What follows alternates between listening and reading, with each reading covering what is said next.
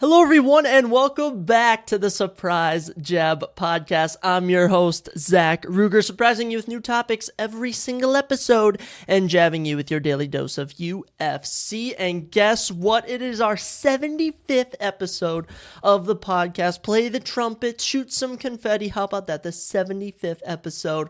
We're only going to have one 75th episode of all time, so might as well go out with a bang. I don't know why I said that. We're not going anywhere, but we do have a fun one. Have a fun episode today. We're going to be recapping UFC Vegas 88 on today's episode, as well as wrapping up our 48 Laws of Power series we've been going through.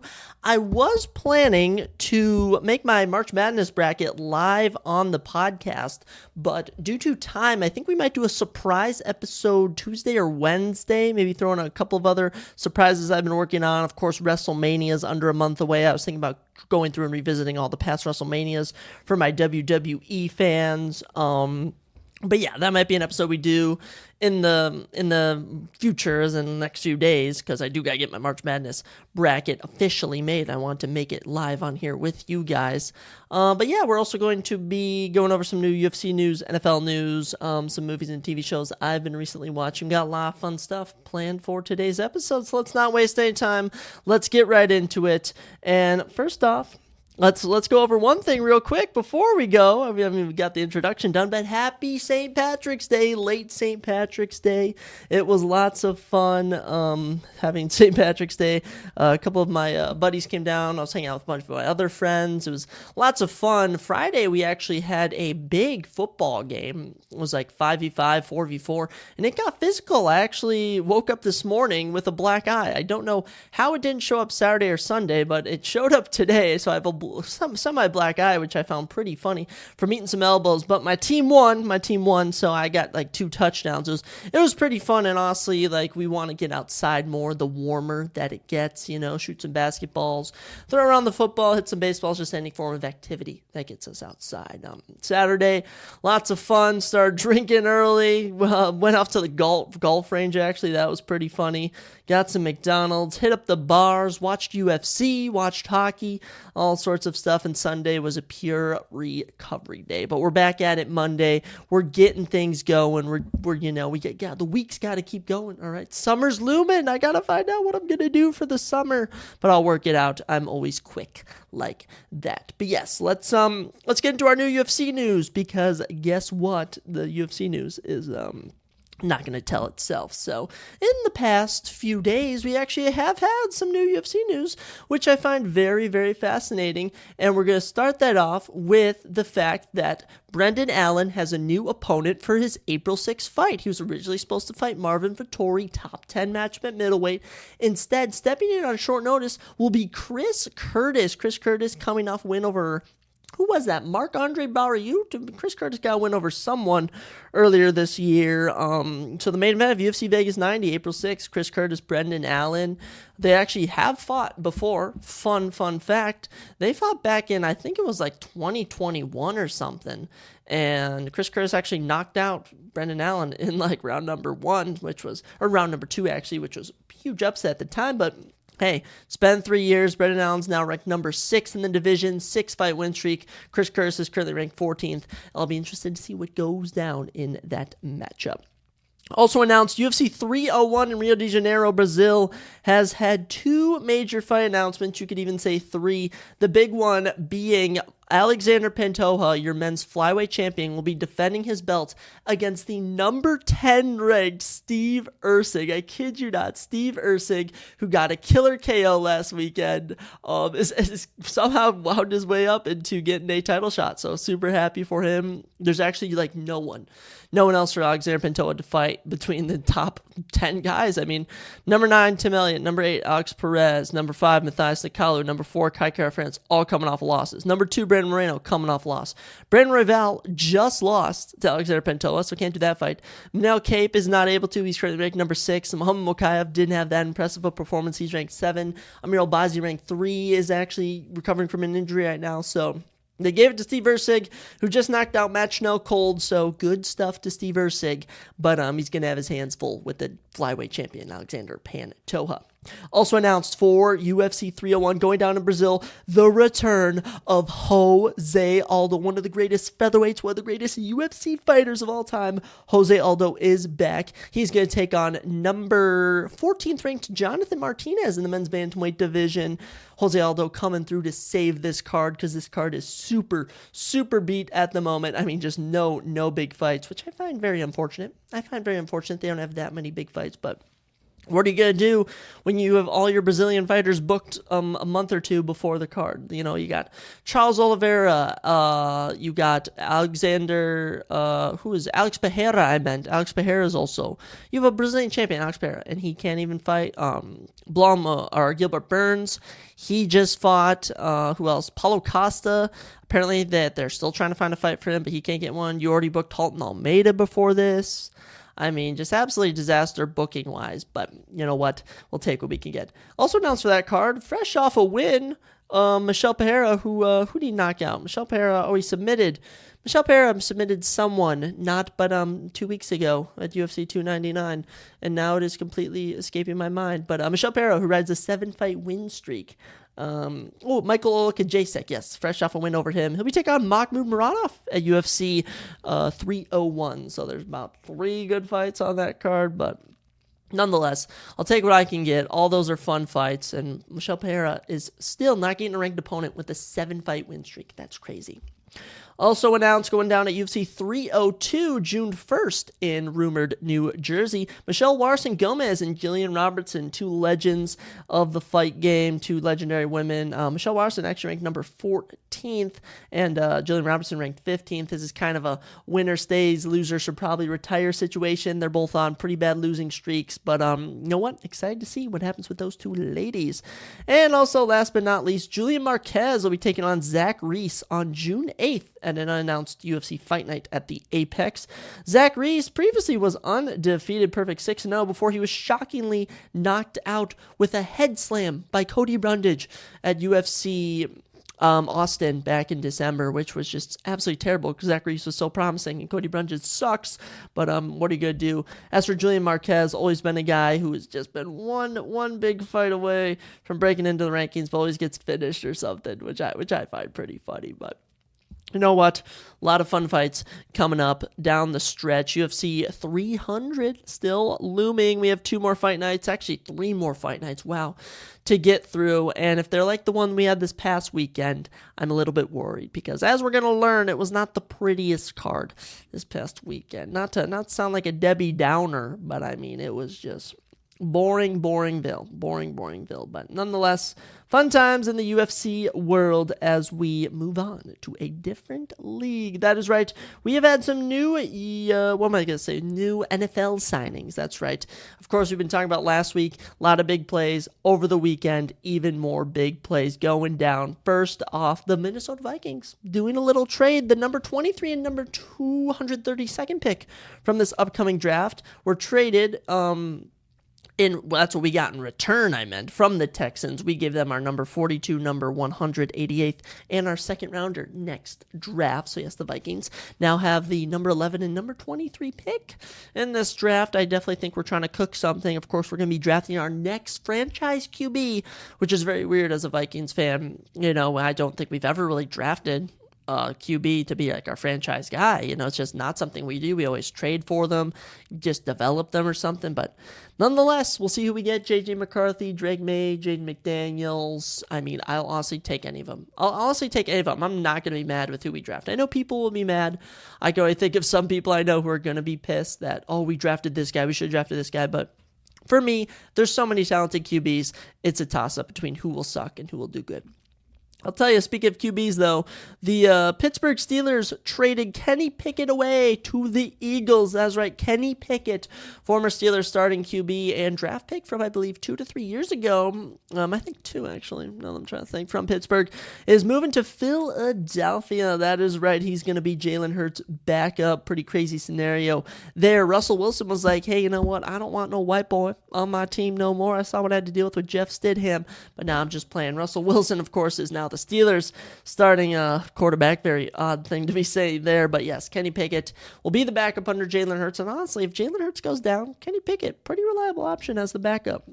Also in the QB realm, of course, the Raiders dropped Jimmy Garoppolo after his depressing season. Looked so aged, looked so withered. I know so many moms find him handsome, but not helping him on the playing field. He's agreed to terms with the Rams on a 1-year deal. So how about that? Matthew Stafford and Jimmy Garoppolo on the same team. If you'd have told me that in 2016, I'd have called you crazy. But nonetheless, Jimmy Garoppolo now the backup to Matthew Stafford.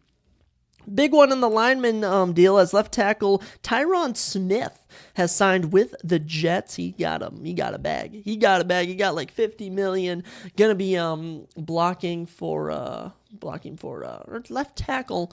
I thought he was offensive guard. Never mind. But anyways, he'll be helping out that Jets team with a fresh Aaron Rodgers. But I'll tell you what, the big news from this weekend, as we know for a fact that Caleb Williams is going to be a Bear, as the Pittsburgh Steelers have traded for Justin Fields. How about that? You go from Kenny Pickett to Justin Fields. I don't know if that's an upgrade. It might be, but very interesting stuff there. That is right. Justin Fields will now be donning the purple, and not the purple, the gold and black. What is it? Yellow and black, whatever you want to call it.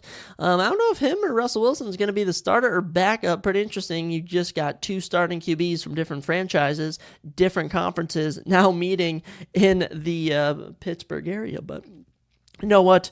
Bears definitely need a fresh start. They need to switch things up to some regard with how they've been playing lately. So we'll see what Justin Fields brings to them, but his time in Chicago has come to an end, and honestly, I'm happy for them. I think, this was his last season to prove himself. You can't keep giving the guy chances after chances after chances. I mean, he had DJ Moore as a weapon and still couldn't get it done. Bears in rebuild mode. Fun stuff for Buffalo Bills fans as they've extended Teron Johnson to a $31 million extension. The quarterback will remain with the team. Very good help in the backfield, dealing with all those pesky wide receivers like Tyreek Hill. The Saints have actually signed Chase Young to a new deal. He was previously on the 49ers, but you know what? Saints looking to do something, as they are pretty much just a team where you look at them and you go, they don't really have any chance of winning their division or the Super Bowl. But you know what? Chase Young was super good on the Commanders.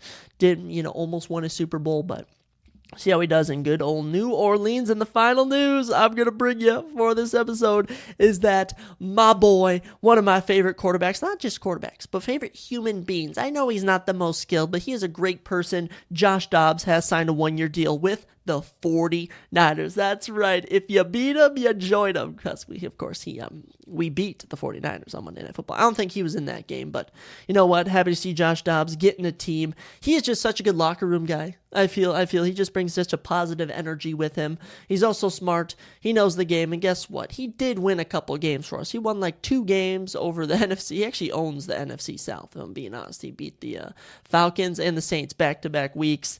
It's unfortunate how things worked out, but Josh Dobbs no longer with the team. I think we should drop Jaron Hall and Nick Mullins. I mean, they both freaking suck. We got Sam Darnold as our backup, which I saw a lot of people hate on, but Sam Darnold as a backup, I think when I think of backups and I hear Nick Mullins or Jaron Hall, I kind of go, ugh. When I hear Sam Darnold, I'm like, okay, that's not too bad. He was a starter for a while, but Josh Dobbs, happy to see you with the 49ers. I don't know if we're going to get any more big signings, any more big news, but that's all the NFL talk we have for today's episode. You know what? We're going to have plenty more to come as the season rolls on before the draft comes up. And honestly, I've just been itching to talk about March Madness, but of course, we'll be saving that for a future episode. There's something I did want to talk about, and that's all the movies and TV shows I have been watching as of late. I've just been absorbing myself with all sorts of different shows. First off, what I got back into today was Invincible. That's right, part 2 of season 2 officially came back out. I just watched episode 5, which is technically the start of the... It's so weird. It's the second part of the second season. It makes no sense whatsoever. They're apparently going to release Thursdays at 2 in the morning, which is wow. I wonder if they're gonna have 10 episodes, 8 episodes, but nonetheless, back with a bang. Of course, you got Invincible, Mark what's his name, Norman or whatever. I can't remember what the character's name is. That's how long it's been since I last saw everything. Absolutely fun seeing him back on the screen. Everything's picking up, leading up to a big fight, big reveals every episode. Gory, bloody. Always enjoy watching Invincible. And I was a little hesitant to get back into it because I know that's been so long, but heck, I just got right back into it. Also, what I've been watching, I rewatched Barbie last night. First time I've watched it since I saw it in theaters this July with my girlfriend. And honestly, Ryan Gosling's performance just gets better with age. I mean, he is so funny as Ken. And honestly, the movie version of I'm Just Ken just cannot be beat. I understand the Oscars one was good. I understand hearing it on your phone, Apple Music, Spotify is good, but seeing it in the movie, so amazing. I was kind of skimming through it a bit though, I wasn't like fully immersed in it, but still good. I won't lie, the jokes probably did land a bit better in the theater, unbeknownst to me, hitting them with it. Certainly the Will Ferrell one-liners, the Ryan Gosling one-liners, but nonetheless, still an amazing movie. I might have to rewatch Oppenheimer, though. I honestly might have to rewatch Oppenheimer because I fell asleep through like the final hour of that movie. Another funny movie that I watch, which is on HBO Max or just Max, is She's Out of My League. She's Out of My League. Very funny movie. It stars the guy who voices Hiccup in How to Train Your Dragon. He's been in other shows before, but he basically somehow pulls a super attractive like model chick, whatever it is, and she's out of his league, of course, as the movie says. And it's just a typical early 2000s comedy. It also has this guy was in Transformers 4 with Mark Wahlberg. He's the guy that died.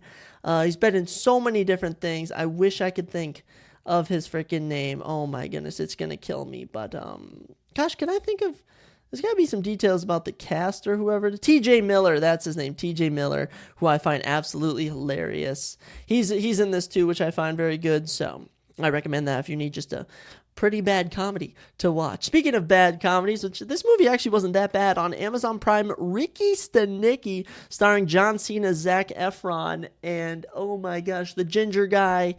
He's a comedian. Him and Bobby Lee have a podcast. Andrew Santino, I think his name is.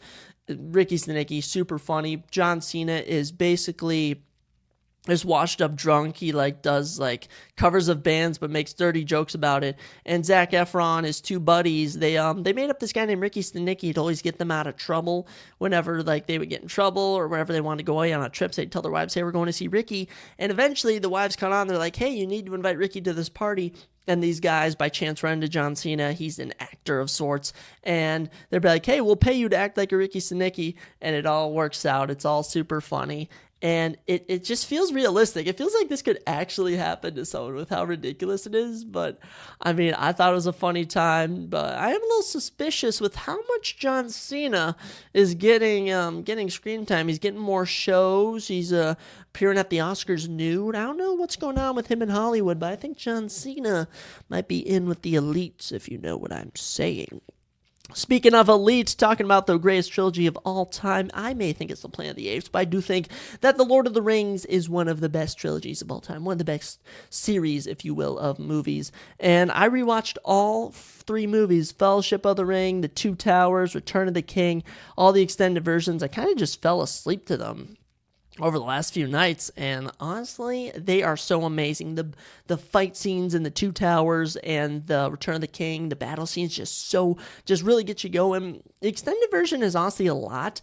I honestly don't even remember what the normal version was after watching the extended version. There was just so much scene, so much screen time, but super enjoyable. And after watching those, I really do not understand why they made a TV show, because the TV show actually sucks. Was it the formation of the rings, whatever? I don't even know what it's called, but I've heard it's just not accurate at all.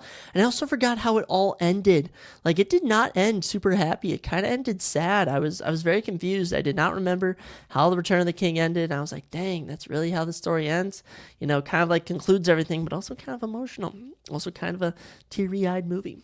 Other two movies that I watched, of course, gearing up for Kong, Godzilla, The New Empire. I rewatched Godzilla King of the Monsters and Godzilla vs. Kong, and let me just tell you, there is nothing wrong with big CGI monsters fighting. Just get you going, get you hype, and I love the lore. I'm a big lore guy when it comes to things like a Game of Thrones lore. I've been reading about the Dune lore, Star Wars lore, even the Lord of the Rings lore, and this whole Monsterverse lore is super cool, like this Hollow Earth. Imagine if our world had Hollow Earth. That'd be so cool. I'd want to go down there and investigate everything. But Godzilla King of the Monsters, probably the third best movie, maybe the fourth best of the Monsterverse. Kong Skull Island's definitely the top. Then the first Godzilla, then probably the second Godzilla, then Godzilla vs. Kong might be better than it, but you know what? They're not meant to be these Oppenheimers, these Dune Part 2s, these Barbies. They're not meant to be these movies where like people look for intricate things. They're just a monster mash of fun. They're just meant to be goofy, meant to be a fun time, and honestly, I have a fun time every single time that I watch it. So very much enjoyed watching all those movies, watching all those shows. I recommend each and every one of them to all of you. If you just need something dumb to throw on in the background, that's what I've been doing pretty much, and I'm so excited to be throwing on basketball soon. But for the movie and TV realm, let me know if there's any shows that you guys think I should watch, that you guys think I should check out, because I'm always looking for new shows to look at.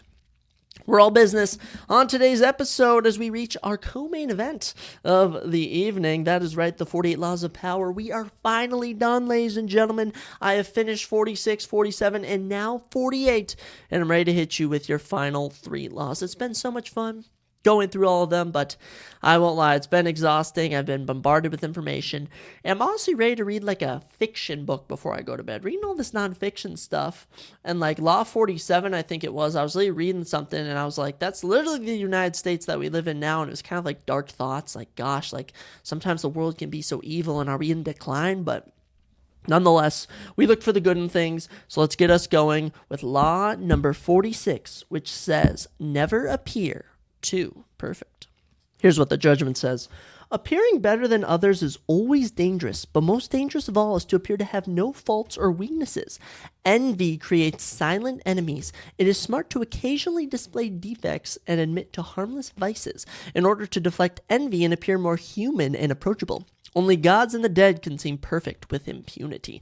I very much like this as, be honest, whenever you're doing something and someone keeps winning, someone keeps doing something, or you see someone in life where it appears that nothing goes wrong to them, you start to envy them, and envy turns to hatred, and hatred can turn to something much darker.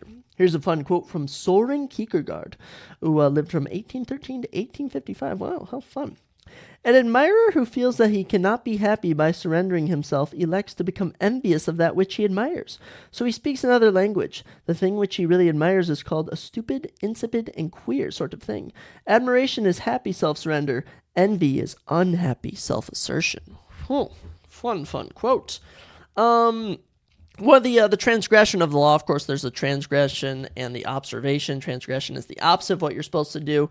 And it basically talks about these two lovers named Joe Horton and Kenneth Hallwell. Back in the 1950s, they met at the Dramatic Arts Academy. And basically they began to work on, especially Orton started to work on, how do I put this? Writing plays of sorts, writing and starring in plays. And Joe Orton was able to make his play, one of his most popular ones, Entertaining Mr. Sloane, into London's West End, where it received excellent reviews. But along the way, his partner Kenneth Hallwell began to become envious of him, due to they were living together. They were a gay couple of sorts, and they basically just become jealous of one another in a way, and Hallwell was trying to launch his own career as an artist and was trying to do his own thing, and he just kept falling under the shadow of Joe Orton, and eventually in 1967, just days after Orton had put the finishing touches to his play What the Butler Saw, which is regarded as his masterpiece of plays, Kenneth Hallwell bludgeoned him to death with a hammer and then took 21 sleeping pills and died himself, leaving a note. If you read Orton's diary, all will be explained. And in Orton's diary, he had been secretly recording, not knowing that his partner had been reading it, that he felt that his partner had been becoming jealous of him, becoming envious of him, and was worried that something may occur. And something did occur, because all this envy and hatred built up and led to his demise. This is a very very drastic measure, but I mean, envy, which the philosopher Kierkegaard calls unhappy admiration, takes hold. You may not see it, but you will feel it. Either damping your brilliance occasionally, purposely revealing a defect, weakness, or anxiety, or attributing your success to luck, or simply finding yourself new friends. Never underestimate the power of envy, especially from someone you love, someone you know. I mean, this guy's partner became envious of him, and Joe Orton was like, he suspected that he'd become envious as he was being so successful, and Kenneth was struggling, and little did he know, it led to his death.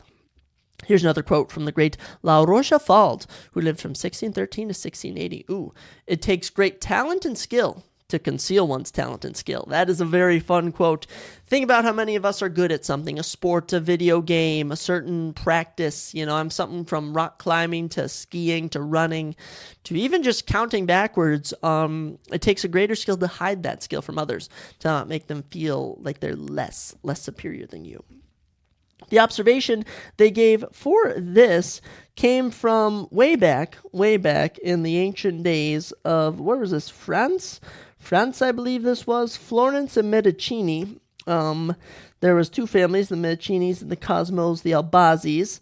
Oh my goodness, there's no way I'm going to be able to explain this, but basically, there was these multiple families in long ago Italy, of course, the early days before everything was actually made into a country. And the one family, the Albazis, they were trying to punish the Medicis for their success. And the son of the one of the great leaders of the Albazis, whose name was Cosimo, was able to solve the problem. He was able to solve this problem of this one family getting jealous of the other's success and was waiting to put them down, waiting to attack. And he was able to solve this in two ways. He secretly used his wealth to buy influence among key citizens, and he placed his own allies, all cleverly enlisted from the middle classes, to disguise their allegiance to him in top government positions. Of course, they had a government, but it didn't go under the Italian name. Also, he worked behind the scenes to gain control, but he also publicly presented a good image of himself. And after he died, after ruling for 30 years, the citizens wanted to build him a great tomb and celebrate his memory for kind of uniting these great families by not letting them be torn apart by their bitterness. And he said that he asked to be buried without any pomp or demonstration. Machiavelli, one of the great philosophers of the time, has hailed Cosimo as the wisest of all the princes, for he knew how extraordinary things that are seen and appear every hour make men much more envied than those that are done in deed and are covered out with decency. This was a very good case of just if you are able to work behind the scenes and make sure that not everyone make sure that everyone gets their way, even when you know that you are superior and better. It's just all the key to the law 46, never appear too perfect. Plutarch said this: of all the disorders of the soul, envy is the only one no one confesses to. I mean, no one wants to admit they're envious of you. I mean, no one wants to do that, but unfortunately it does become the case, and it can lead to bad things. Take this from Genesis 37 of the Bible. Joseph and his coat. Now Israel loved Joseph more than all his children, because he was the son of his old age. And he made him a coat of many colors, and his brothers envied him. And when they saw him afar off, they conspired against to slay him. And now they said to one another, behold, this dreamer cometh. Now come therefore, and let us slay him, and cast him into some pit, and we shall say some evil beast hath devoured him, and we shall see what will become of his dreams. Even in the Bible, the most influential book of all time, has cases of all the laws in this book, especially one of envy. There have been a lot of envious men in history. It never leads well. Here's the image for you. A garden of weeds. You may not feed them, but they spread as you water the garden. You may not see how, but they take over, tall and ugly, preventing anything beautiful from flourishing. Before it is too late, do not water indiscriminately. Destroy the weeds of envy by giving them nothing to feed, or even just ripping them out from the source. But in this case, it's giving them nothing to feed. Don't give them any water. Make them seem. This is obviously a metaphor, but just make yourself not seem as better than them. Here's something from Balthasar Gracian. We've heard many quotes from him. Upon occasion, reveal a harmless defect in your character.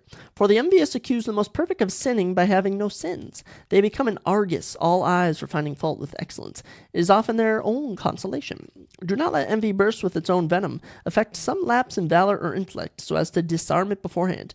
You thus wave your red cape before the horns of envy, in order to save your immortality. Very fascinating here. Just this law is just straight up. Just be careful of those who are envy, and don't let people get envious of you. I always like to kind of dip down to other people's levels, especially when they're saying a problem. You listen to their problem. You don't really offer a solution, but you kind of slip in, like, I kind of relate to you, man. I've dealt with this recently. Even if you haven't, you can make it up. It's all about not seeming too perfect, because that can lead to one's downfall. Very, very dark, very sinister at times, but you have to be aware of it. Almost done. Law 47. Do not go past the mark you aimed for. In victory, learn when to stop. Very good for war generals. Here's what the judgment says. The moment of victory is often the moment of greatest peril. In the heat of victory, arrogance and overconfidence can push you past the goal you would aim for, and by going too far, you make more enemies than you defeat. Do not allow success to go to your head. There is no substitute for strategy and careful planning. Set a goal, and when you reach it, stop. Now, obviously, this doesn't mean like, once you achieve a certain level of success, and you want to keep going, you can keep achieving stuff. Think about if Jeff Bezos and Elon Musk had stopped at a certain point. No, it's not what it's saying. This is just saying you have to be aware of when you reach certain levels to know when to stop. It is all about situational stuff. The transgression of the law here was absolutely beautiful. It talked about the great Cyrus, who led the immense army of Persia. It was able to take over so many areas. He took over Persia, the Media, basically forged the original ordinance of the Persian Empire, crushed Babylon, took over that. And he set his sights on a fierce warrior race led by Queen Tamiris called the Masangete. And the Masangete, they were aware of Cyrus and his group. They were aware of his immense army that he was marching on them with. And as they approached a river, I forgot exactly what river it was. It was a very specific one, but something in the Middle East, African area, where all the Mediterranean, if you will. And Cyrus was able to basically trick Masangete into, leaving some of her troops exposed, and he was able to capture them. And one of them was her son, and she basically told him hey, stop conquering everything. You have my son. Give me my son back. And Cyrus's greed and hunger to just take over everything. He had taken over the Persian Empire. He had taken over Babylon. He had conquered everything. And he had her son, and she was content to try to settle a peace treaty, but her son killed himself due to his him knowing that Cyrus would not let him go and that he was going to take over everything. And out of rage, Queen Masantagi was able to just get basically every tribe, every person in her area that she knew to come to her side, and she crushed Cyrus. And when she found his corpse on the battlefield, she cut off his head and shoved it into a wineskin full of human blood, crying out, "Though I have conquered you and live, yet you have ruined me by treacherously taking my son. See now I fulfill my threat. You have your fill of blood." Cyrus would never have enough of the killing, of the conquering, and eventually became his doom. There's nothing more intoxicating than victory, and nothing more dangerous than that. Very, very, very drastic situations, I know, but at the same time, it's all how you apply them to your own situations, okay?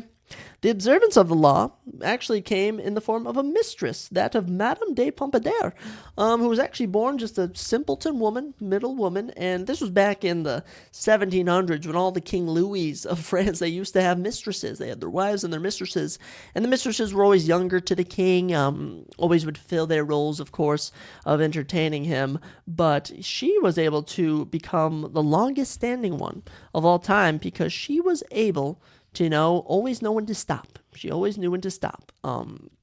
Aware of the temporance of her power, everything was temporary, the queen's mistress would often go into a kind of frenzy after capturing the king. She would try to accumulate as much money as possible to protect her after her inevitable fall.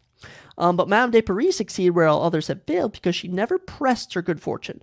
Instead of bullying the courtiers of the court from her powerful position as the king's mistress, she tried to win their support. She never revealed the slightest hint of greed or arrogance. She even befriended the queen, the king's wife. The mistress befriended the queen. Absolutely crazy. She simply applied some strategy. She encouraged the king to take young lovers once she reached a certain age. She was like, I'm not as young as the king wants me to be. This actually ended up posing less of a threat to her for losing her position, since they could not compare to her charm and sophistication and would soon bore the king, who would then come back to her for some enlightenment. Success plays strange tricks on the mind. It makes you feel invulnerable while also making you more hostile and emotional when people challenge your power. It makes you less able to adapt to circumstances. Very, very fascinating stuff there. Here's a quote from one of my favorite men, Napoleon Bonaparte. The greatest danger occurs at the moment of victory. I mean, this is just straightforward stuff. You cannot go too far. You cannot go too far. You have to know when to stop. And I think this can also be applied at a more ground-based level to gambling. There's always a point where you will win, and you have to know when to stop. The best gamblers know when to stop, okay?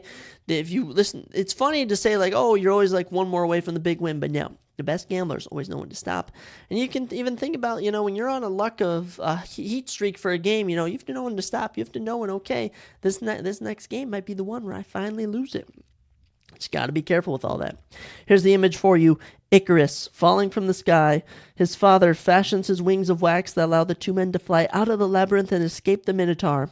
Elated by the triumphant escape and the feeling of flight, Icarus soars higher and higher until the sun melts the wings and he hurtles to his death. We've all heard that story of ancient Greek mythology. Here's a good quote from Niccolo Machiavelli, of course, one of the greatest philosophers of his time. Princes and republics should content themselves with victory, for when they aim at more, they generally lose. The use of insulting language toward an enemy arises from the insolence of victory, or from the false hope of victory, which latter misleads men often as the action says in their words. For when this false hope takes possession of the mind, it makes men go beyond the mark, and causes them to sacrifice a certain good for an uncertain better. People sacrifice a certified good for an uncertain better.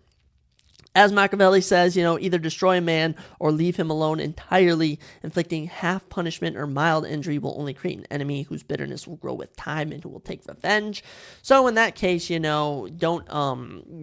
should know when to fully crush someone, when to fully stop, and when to kind of do half and half. It all just applies to the situation, but Law 47 was certainly a fun one. And that brings us to the final law of the 48 Laws of Power, Law 48, just as important as Law 1. And that is assume formlessness. That's right, assume formlessness. What does that mean? By taking a shape, by having a visible plan, you open yourself to attack. Instead of taking a form for your enemy to grasp, keep yourself adaptable and on the move. Accept the fact that nothing is certain and no law is fixed. The best way to protect yourself is to be as fluid and formless as water.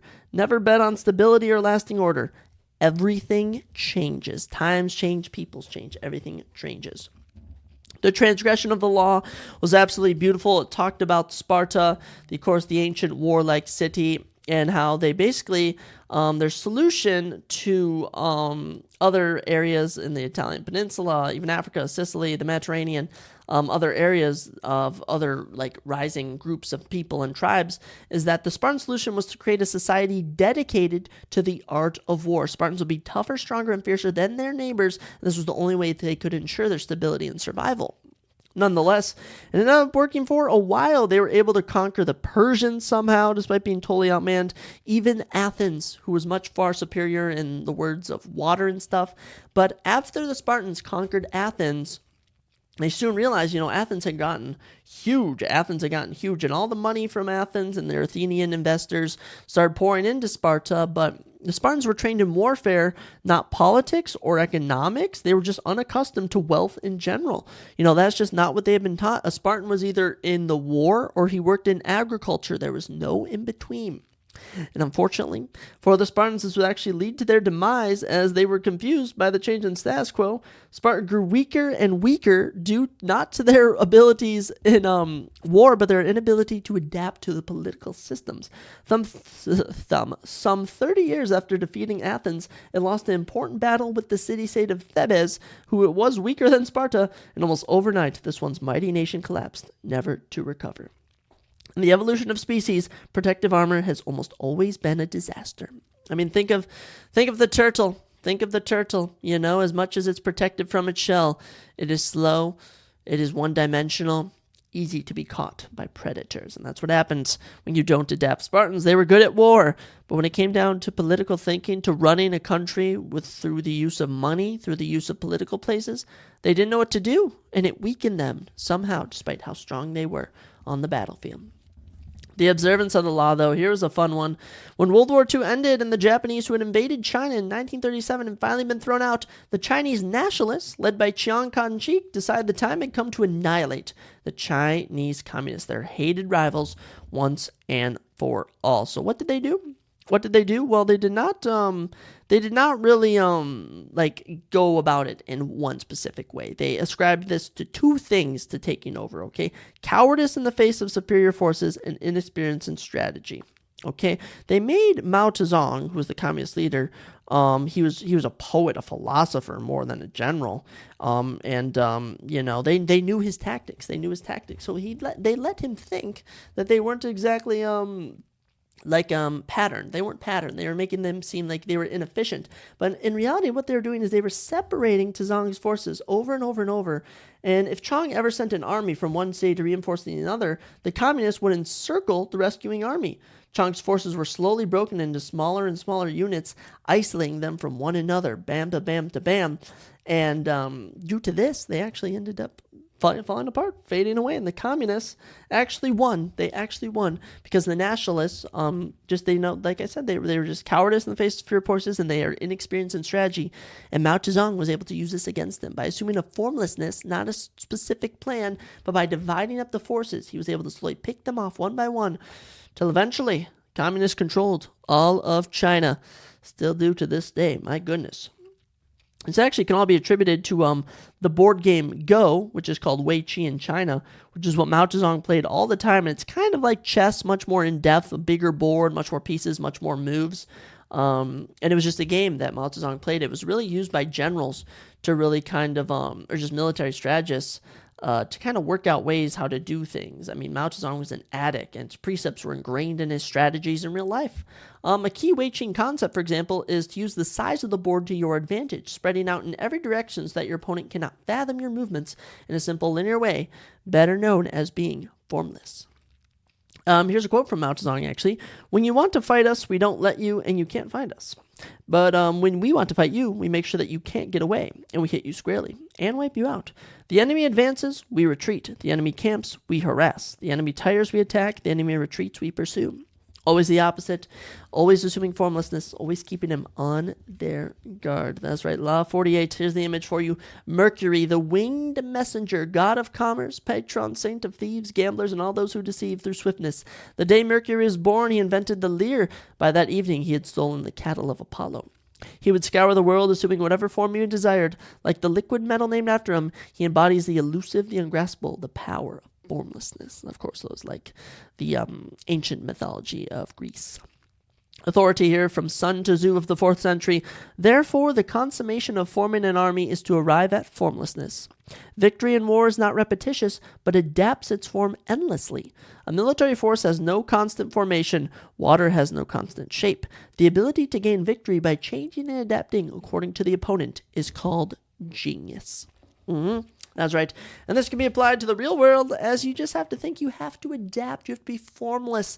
You can't accept what society gives you. You can't accept what you are told to be. You have to go out and form that for yourself. That's very important. And I think this is certainly true in some communities, especially in the United States, where certainly for poor people, they certainly feel like they have to fit this mold. Little kids, they're like, okay, I guess my parents are poor, I have to be poor. But there's a select few. I mean, you look at the NBA, there's a lot of sports players all around the world.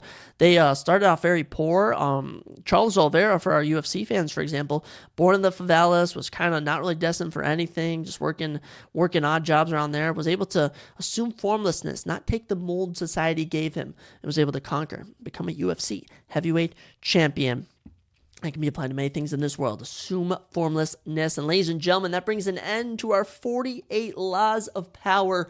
That's not the last time I'll touch that book, though. No, not at all. Not at all. I'm absolutely excited to use that book the rest of my life, use the laws that I've learned in this to be aware of power, to obtain power. And honestly, Robert Greene has written so many other books. He's written books on seduction, on human nature, the arts of war. I mean, he's written a lot of books that I feel very intrigued to read soon, but 48 Laws of Power, that'll do it for now, my first read through of it. it was fun. It was a good time. And it was nice to kind of bring these laws to you guys. I encourage you all to read this book. It certainly is something I feel everyone should be aware of, and just something that people need to just keep on their mind when they're going about business with people who they may think are more powerful than them. That'll do it. 48 Laws of Power. Good times, my friend. Good times. With that brings one more topic for today's episode. That's right, we're not overdoing it. We're being very simple with this episode, as we're going to be recapping UFC Vegas 88. And yeah, wasn't the prettiest card. Not whatsoever. I didn't even do good on picks, guys. I went 5-7. Which does bring our total up to 69-37 on the year. So it's not too bad. 69 correct, 37 incorrect. But yeah, just a lot of things I did not expect to happen. And this was just not a good card. This is like a 3 out of 10 card overall. Definitely gonna leave it in the past. Definitely done with it. But yeah, let's get into these fights. Alrighty, kicking off the card, I mean, we had Chad Anhelinger and Charlampus Grigio, and I'll be the first to admit it that I was sleeping on Chad Anhelinger a bit. You know, I thought because of the age, 37 years old, he might not be as good, but you know what? He was able to handle Charlampus in his debut, and he was able to get the win by unanimous decision. Scorecards 30-27, 29-28, 29-28. He snaps Charlampus's 4-fight win streak. Wow. But totals for the fight, 85 significant strikes for Chad, 21 for Charlampus. 144 total strikes for Chad, only 26 for Charlampus, as Charlampus goes 4-5 on takedowns for 5 minutes and 24 seconds control time. Chad goes 0-2 for a minute and a half control time. Round 1 gets kicked off. I mean, Charlampus lands 1 takedown. Chad kind of gets more total strikes in. Very competitive. Round 2, though, I mean, tail the tape. I mean, let me just tell you, Chad Anhelinger, 26 significant strikes to 4. Charlampus gets 3 of 4 takedowns, so I think that might have been the round Charlampus got done. But when it came to round 3, Charlampus just got beat up on the feet. 51 significant strikes to 8. Good win for Chad Anhelinger. He'll now improve to 2-2 in the UFC. Don't really know what's next for Chad or Charlampus. You know, I mean, this is just Charlampus's debut. You know, kid still. 31 isn't young, but I mean, in the UFC realm, that's not too bad. Bantamweight, though, is kind of approaching that old age. I don't really think either man has a title run left in them, but there's tons of unranked bantamweights who they could potentially challenge in the future. None so much on this card, but we'll see maybe some other guys down the line. Who knows? Charlampus maybe could drop down in weight or something. Who knows? But yeah, I got that pick wrong, but is what it is. But we got the next pick correct, as Thiago Moises took on Mitch Ramirez, and I'll be damned, Thiago Moises got his, his 4th career knockout, to a TKO, if you will, from a leg kick, as he TKOs Mitch Ramirez with a leg kick 15 seconds into round number 3. That was the tale of this fight. Thiago Moises using the leg kicks to just hack away at Mitch Ramirez. 48% of his leg kicks landed. Absolutely incredible.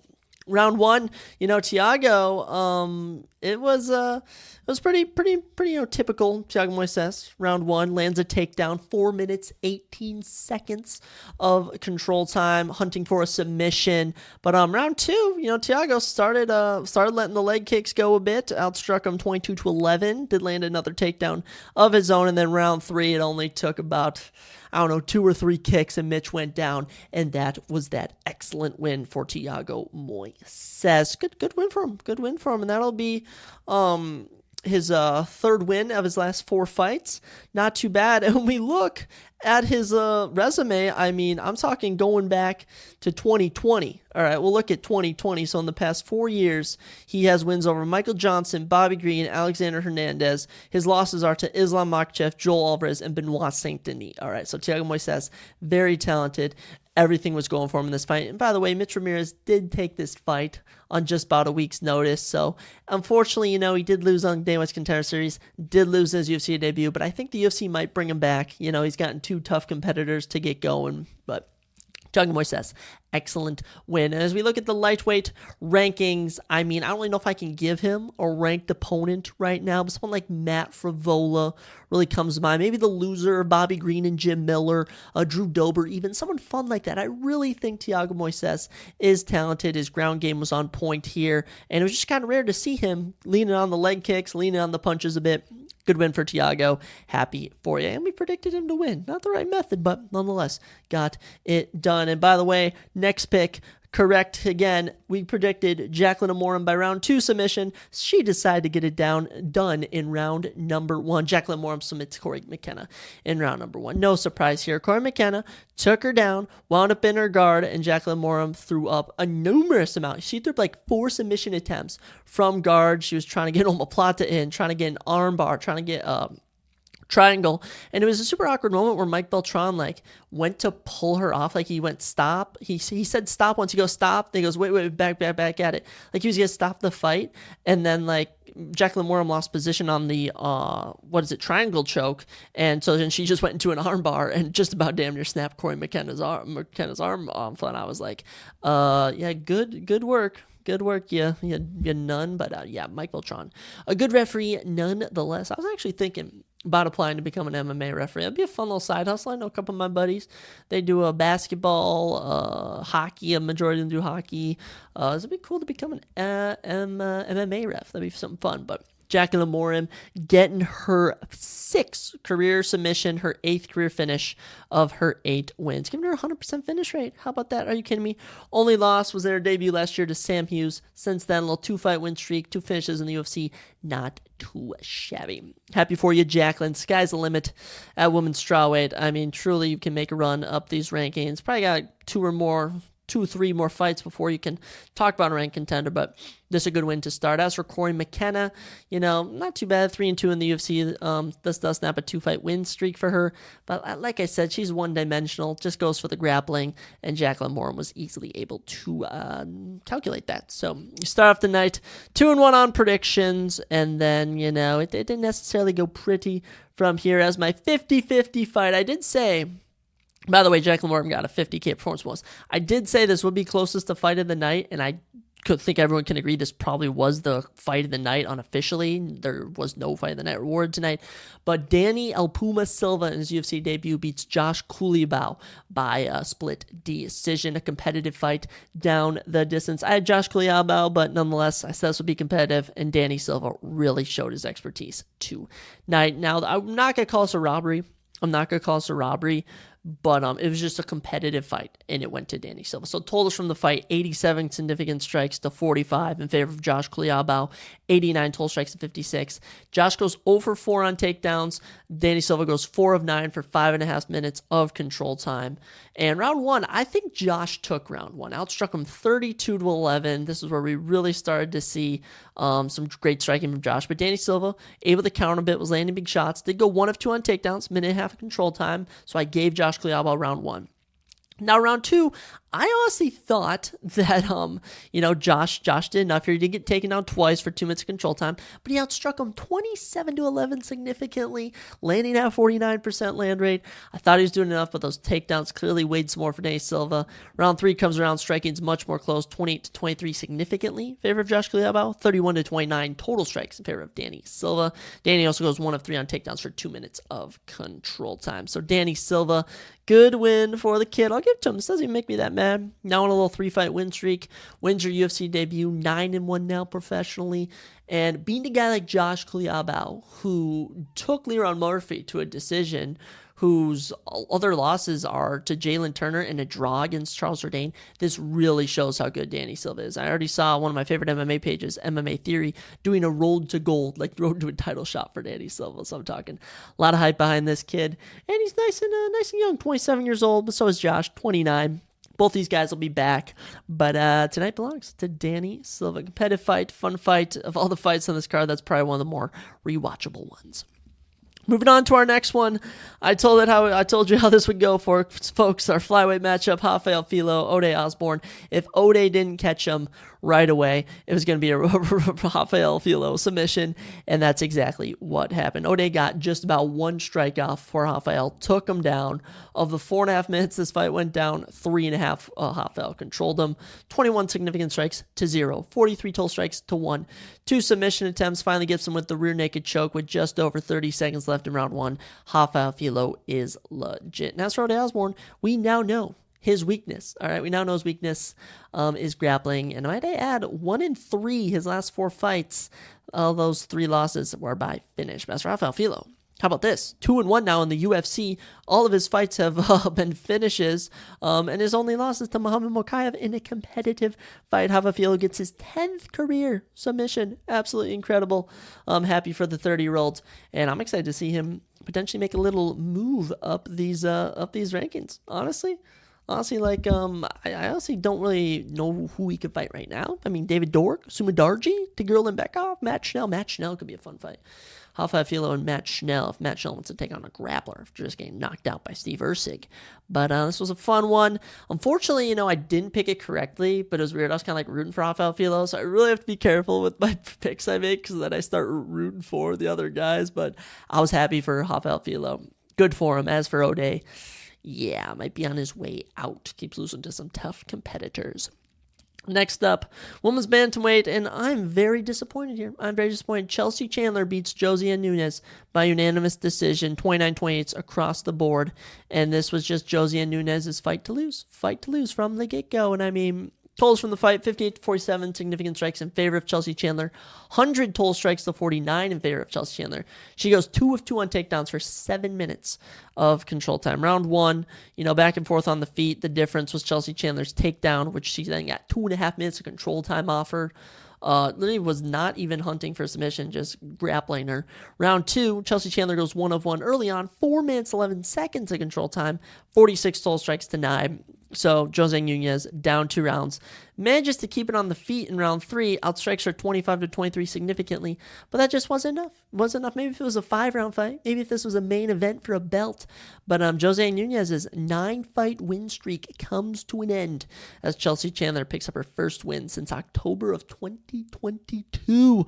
Much needed win for Chelsea Chandler as we look at the women's bantamweight rankings. Chelsea Chandler 14, Josiane Nunes 13. They'll probably just flop. And I'll be honest, I don't even know who Melissa Mullins is. She's the number 15 ranked women's bantamweight. Never heard of that chick before, but yeah, Chelsea Chandler getting the win here, primed for a fight with anyone looking up the rankings. Josiane Nunes, I'd be disappointed with this performance. I very much would. So she hadn't lost since 2013. 11 years later, 11 years unbeaten streak ends on an Apex card. How unfortunate. Chelsea Chandler, though, way to save your little MMA career. Getting into our final prelim of the night, I predicted this right. Mike Davis over Nathan Levi, except, I'll be damned, Mike Davis brought it this fight. This was absolutely crazy. First off, round 1, Mike Davis catches Nathan Levi, drops him. Nathan's able to somehow then reverse it into a takedown, and Mike Davis is then able to get up, reverse that, and gets almost 4 minutes of control time. In round number 1, Mike Davis was looking on point. For having a boxing background, I mean, he was doing great on the ground. In round 2, Mike Davis just managed to get into mount, slinking an arm triangle, and that was that. Mike Davis gets his 2nd career submission. Incredible for Beast Boy. He's now on a 4-fight win streak, which, honestly, a 4-fight win streak in the men's, what is it, lightweight division? That is not too bad. That is not too bad, Mike Davis. Wins over Mason Jones and Vyacheslav Borshev. Losses are to Sodiq Yusuff and Gilbert Burns. I mean, come on, Mike Davis. You're primed for potentially a lightweight shot coming up. But Nathan Levi, it's unfortunate. His 2nd career loss. First time he's been finished in his career. Snapping a little 2-fight win streak.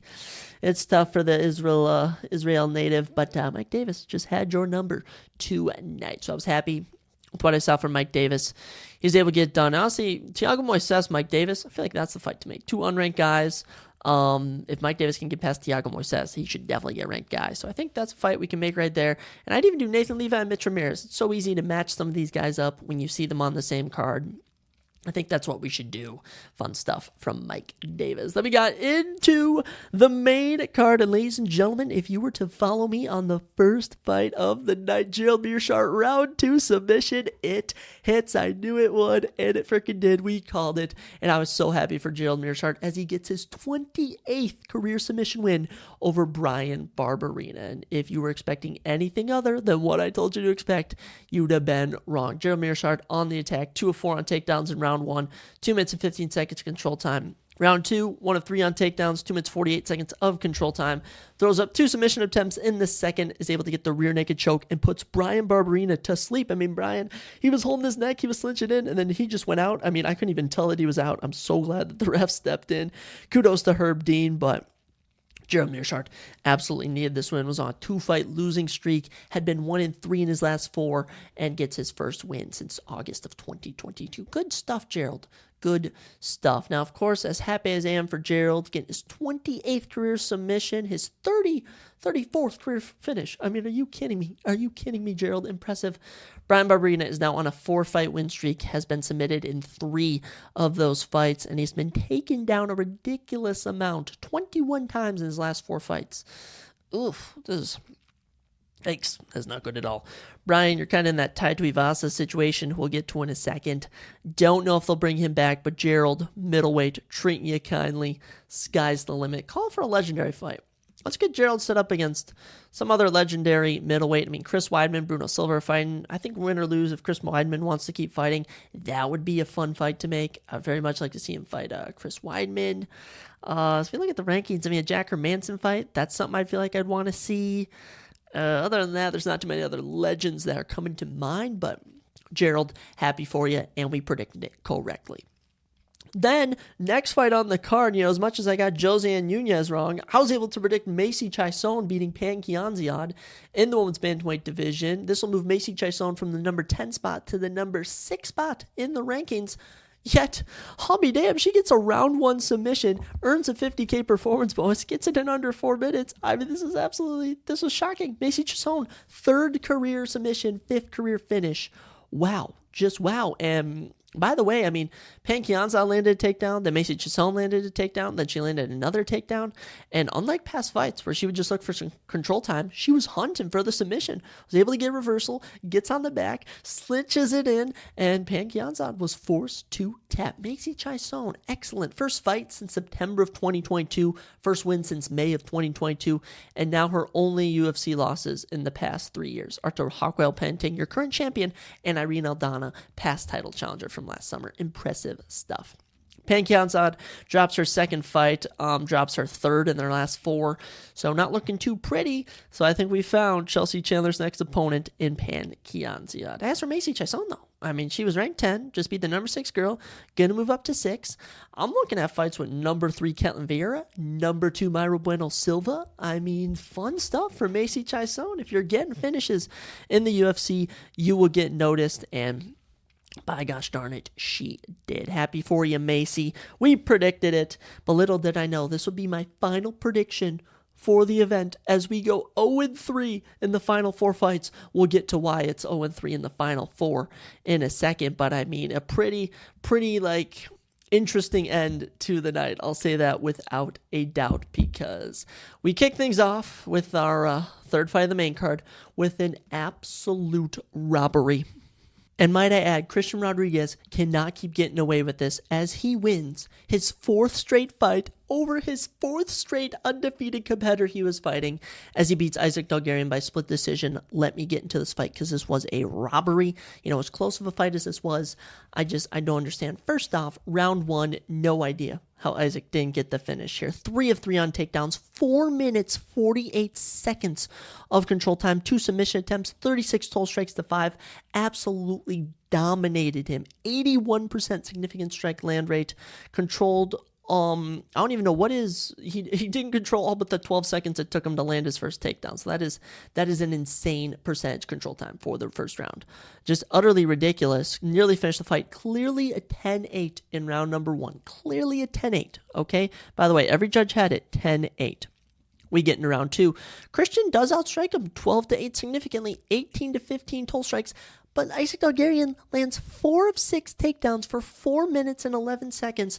I feel like everyone watching this was going, okay, Christian Rodriguez is going to need a finish heading into round 3. But little did we know, 2 of the judges gave Christian the round 10-9. It made absolutely no sense watching it live.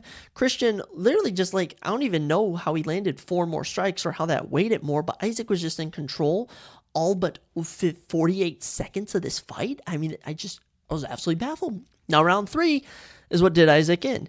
Completely gassed out. Christian ended up getting 3 minutes and 14 seconds control time as Isaac goes 0 for 7 on takedowns. Christian has more significant strikes, 35-5, 74-5 total strikes, and he 10-8s Isaac in round number 3. So it was a 10-8 round 3, 10-8 round 1. It all came down to round 2. And I'm just saying personally, I did not score for Christian Rodriguez at all. And by the way, Sal D'Amato, the controversial UFC judge, MMA judge in general, scored round 2 for Christian Rodriguez, which is just absolutely ridiculous. And as I mentioned earlier, he can't keep getting away with this. Christian Rodriguez has now beaten undefeated Isaac Dogarian, undefeated Cameron Saman, undefeated Raul Russell Jr., and undefeated Josh Weems. I mean, he is just cannot keep getting away with this. And in all of those fights, he's almost lost. I mean, absolutely crazy. Christian Rodriguez is actually clearly a legit contender. His only career loss is against Jonathan Pierce up in weight.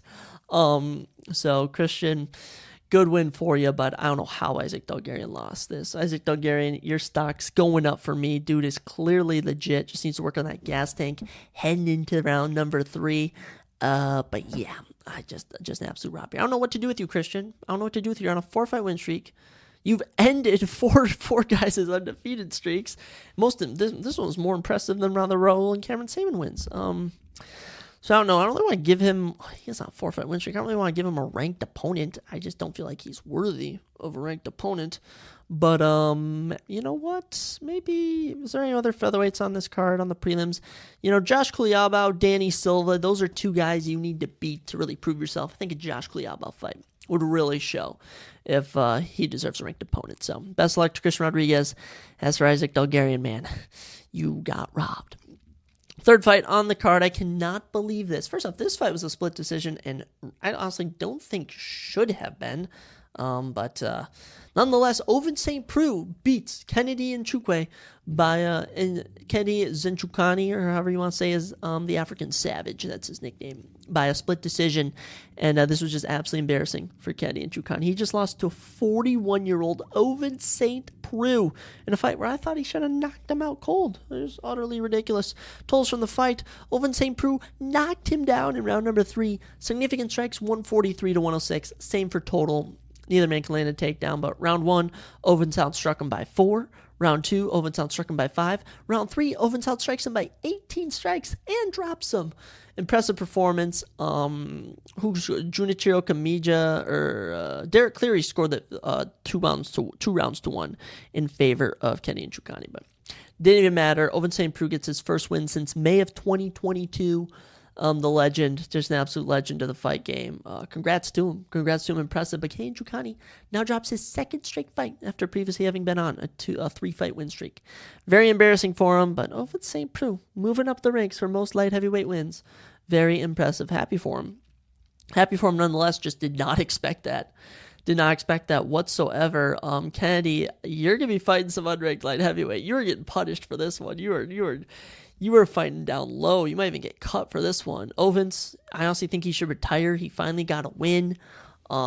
He's either getting knocked out or he's getting wins. All right, it's just the way it is. But you know what? Good win. I have nothing to say. I have nothing more to say. I could ramble on about this fight, but 40-year-old Ovince St. Preux just beat Kennedy Nzechukwu, who should be in his prime.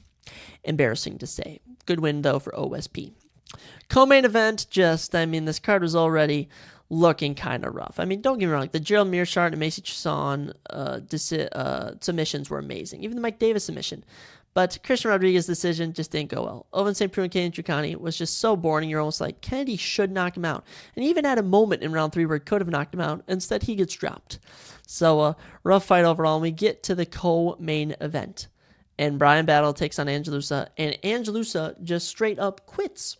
In round number 2, from an eye injury. The eye injury didn't look that bad, and I'm not one to judge, but even Michael Bisping, who only has one eye, might I add you, Michael Bisping only has one eye, was talking to Brian Battle in the middle of the octagon, basically like agreed it was a bad stoppage, or not even a stoppage, just like bad no contest, and the camera panned to him, and you just see Bisping's face turn, and he just looks like startled that the camera's on him, so he goes back to acting all professional. It was pretty comical, but Round 1, Brian Battle handling business. 23 significant strikes to 17, 24 total strikes to 20, 1 of 2 on takedowns for a minute and a half control time. Clearly took round 1. And round 2, Angelusa had 2 more total strikes than him.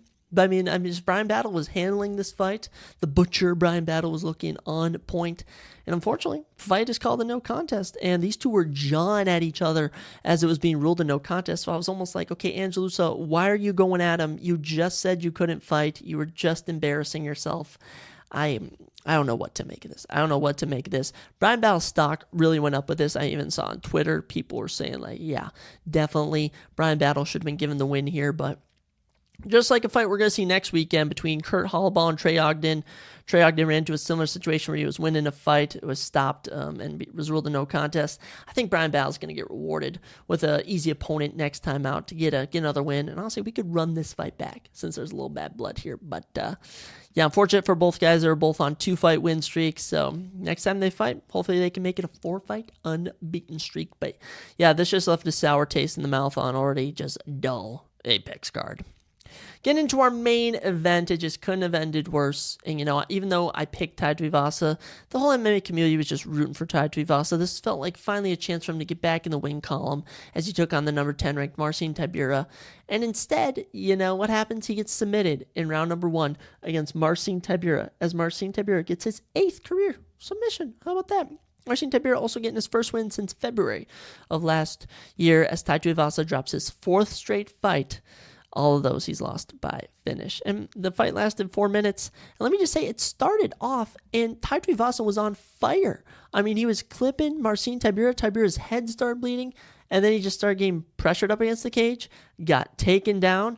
Tybura found his way to his back, was able to get a rear naked chokehold in, and that was that. That was that. Tai Tuivasa goes to sleep. It was very baffling. I was almost just like, damn, that really just happened. But first off, good win for Marcin Tybura. 38 years old, needed this win. He'll remain in the top 10 nonetheless. He'll be ranked number 9, which is very impressive. And will there be any more easy fights for him? No. There's Jairzinho Rozenstruik called him out. He was already like, no, I don't want to fight Jairzinho Rozenstruik. But I do think that could be a fun fight. Derek Lewis rematch, Jairzinho Rozenstruik fight. And honestly, he could fight up against someone like Halton Almeida, Sergey Spivak, someone like that who needs a win. Sergey Pavlovich, my goodness, give him a pick-me-up fight. But as for Tai Tuivasa, he'll now be ranked, probably 11th. It's just not looking good for Tai. It's not looking good for him. This was a terrible look. And it's been rough going for Tai. Hasn't won since February of 2022. He's been knocked out in September 2022. Knocked out in under a minute in December 2022 again. Submitted badly by Alexander Volkov back in September. And this finish was almost worse than the others because this was just a fight he shouldn't have lost. He did look out of shape. I was told that he was battling an injury heading into this camp, or he got surgery or something. But nonetheless, tough loss for him. Nothing much more to do if they want to give him a Rodrigo Nascimento, Shamil Gaziev, Marcos Rogerio de Lima, a pick-me fight up of some kind. That'd be more than kind, but by looks of it, might be on his way out. We'll see, though. We shall see. Marcin Tybura getting his 16th career finish of his 25 career wins. Not too bad. Not too bad, Marcin. And by the way, Marcin Tybura, of his last 5 fights, 3-2, losses are to Tom Aspinall and Alexander Volkov. That's not too bad. In fact, those are his only losses since 2019. Marcin Tybura, always been a threat in this division. But yes, performance bonuses to Marcin Tybura, Macy Chiasson, Rafael Filo, and Jacko Morum for their submissions. We actually had 6 submissions of the 13 fights on this card. I wonder if that's close to a record or anything. I don't know. Now, cap it off, folks. UFC Vegas 88 will leave in the past, and unfortunately, we have to look forward to UFC Vegas 89, which is statistically on paper worse, but I don't think it could actually get worse. We head to the women's flyweight division for our spotlight fight as Amanda Ribas takes on Rose Namajunas in our main event. No one asked for this, no one wanted this, but nonetheless, we're going to get it. In the co-main event, Justin Tafa steps in to fight Carl Williams, who's supposed to take on his brother. That's ain't enough. Edmund Shabazian and will take on AJ Dobson, and a loser leaves most likely. Young Guns Peyton Talbot and Cameron Saman will square off in unranked bantamweight action. Featherweight Billy Quarantillo back in action. He gets a fun one against Yusuf Zalal. We also get Trey Ogden on the prelims, Ricardo Ramos, Cody Gibson, Stephen Wynn, Muhammad Usman.